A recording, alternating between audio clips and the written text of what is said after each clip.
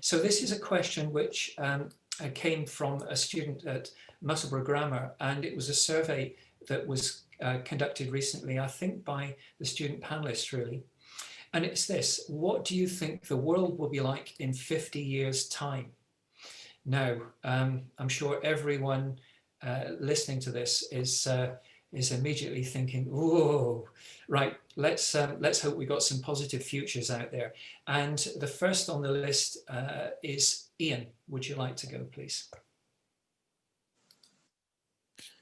Gosh, what a great question. Where do I think the place of the world will be in 50 years' time? Well, I hope that we reflect back on this period of time and realise that when it was called upon for us to do something about it, we did, and not having a conversation in 50 years' time as things continue to get worse.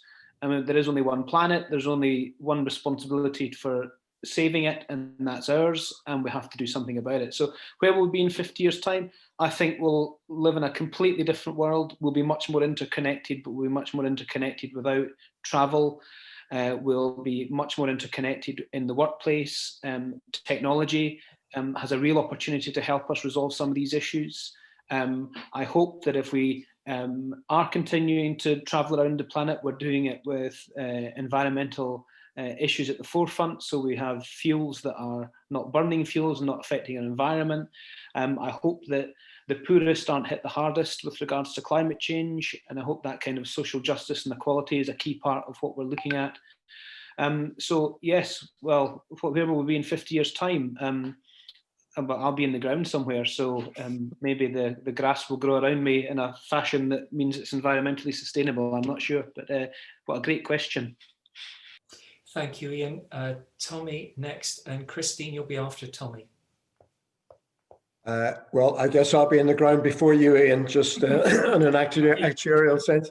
I think that, I mean, the key thing I'd like to say is that it'll be what we make it, because the world is shaped by people. It is not, there are no inevitabilities here, certainly not over a 50-year timescale. So the extent to which the world becomes a fairer, more equal, more pleasant place to live, where we have more respect for one another as human beings, and we live in greater harmony with our environment and other creatures on the planet, that's all down to us, to all of us, and how we agitate and organize for that.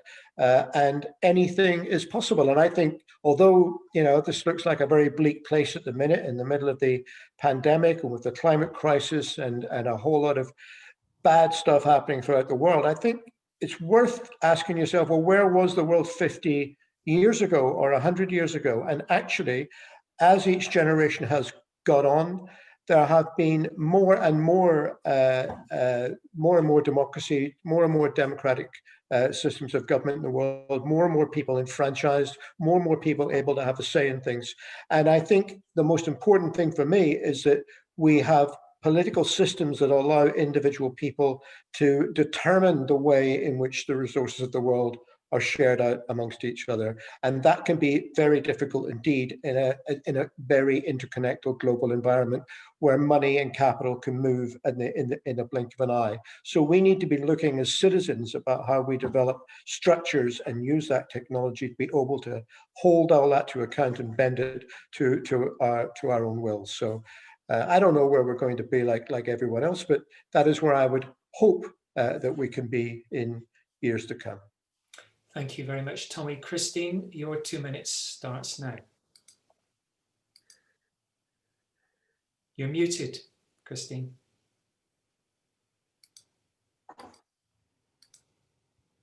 Yeah, the ground's going to be very crowded because Ian and Tommy and I are all going to be there. But it is an excellent question. And I remember on Tommy's point, you know, what was the world like 50 years ago? I remember when I was at school and everyone was saying, oh, what will the world be like in 2000? And we had this Star Trek type vision of what the world would be like in 2000. We'd all be driving hovercrafts and there'd be monorails and everybody would be living in high-rise buildings. And I remember even there was a documentary that we watched about planning when I was at school, about how they were looking at building down the way. And the planet was going to be so crowded that we would have to all live either in high rise or underground. And none of it has happened, absolutely none of it. But what has happened as Tommy says, is the social change. And what we can do is we can use the technology to keep progressing with social change, to keep moving forward, and to ensure that the planet is actually still here in 50 years and that climate change doesn't overwhelm us. And I think that has to be our priority. What we will invent and what the planet will look like, and is a different thing. But I think society is what we have to focus on, and we have to focus on building a stronger, more environmentally aware, more well-being aware, and more people aware society than we are even at the moment. We are much better than we were 50 years ago.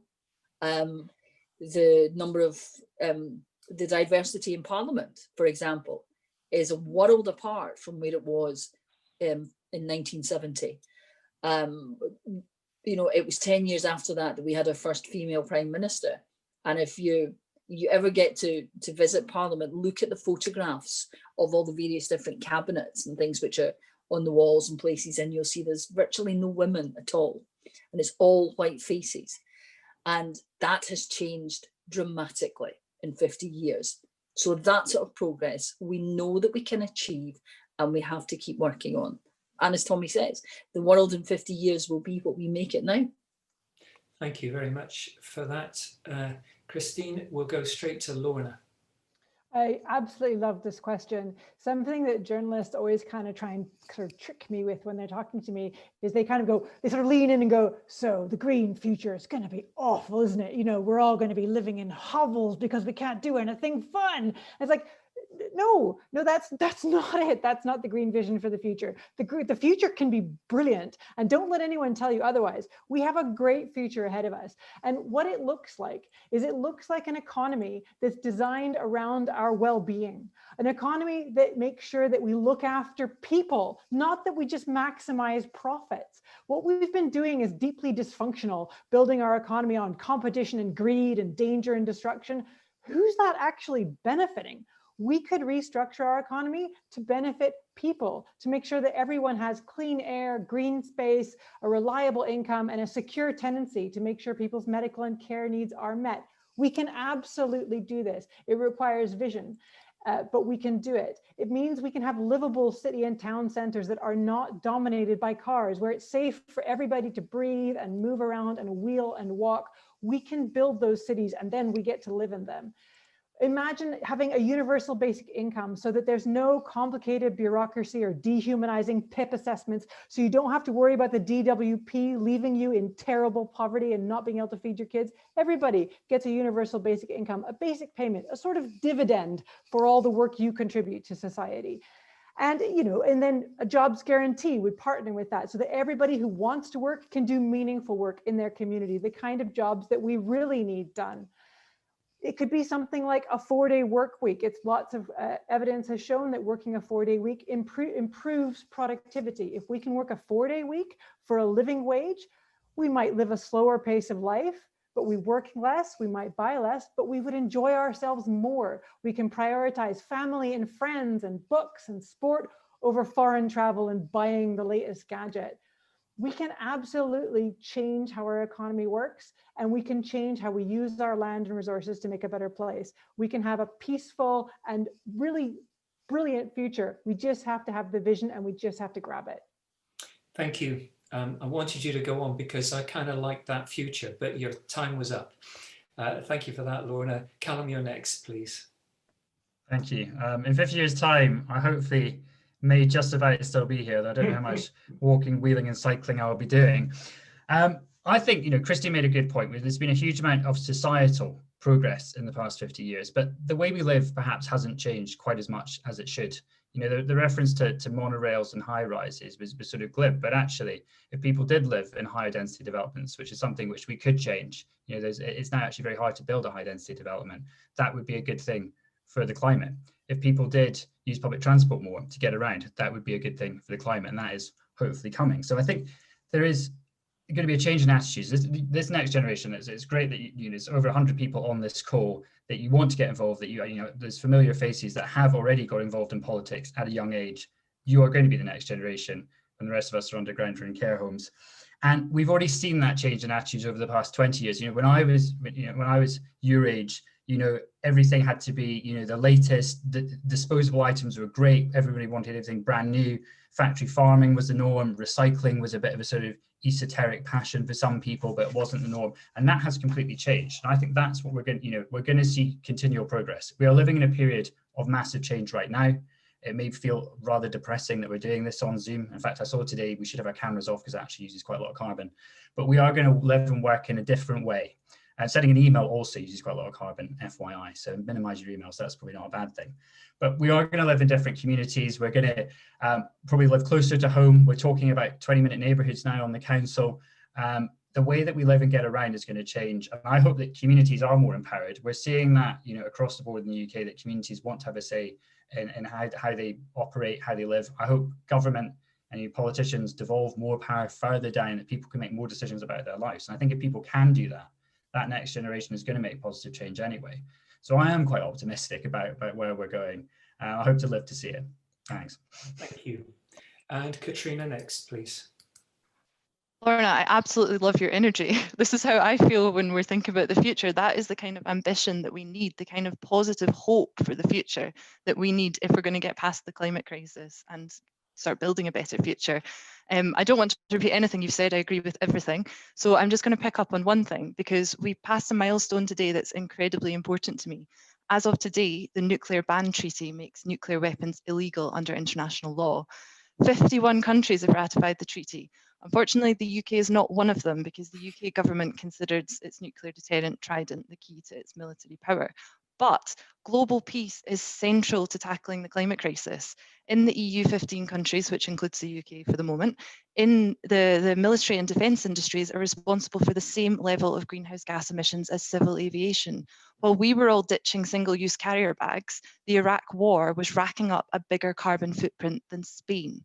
Ending war is not just a moral question, it is a crucial part of tackling the climate crisis and building a better future for the whole world. The climate crisis feeds war and is fed by war. Climate change is what's called a threat multiplier. It won't cause war on its own, but it will amplify existing problems and make conflict more likely. We know that. This has happened over and over again for decades. The UN first began linking climate change to war when it cited famine and drought caused by climate change as contributing factors in triggering the Sudanese civil war back in the 1980s.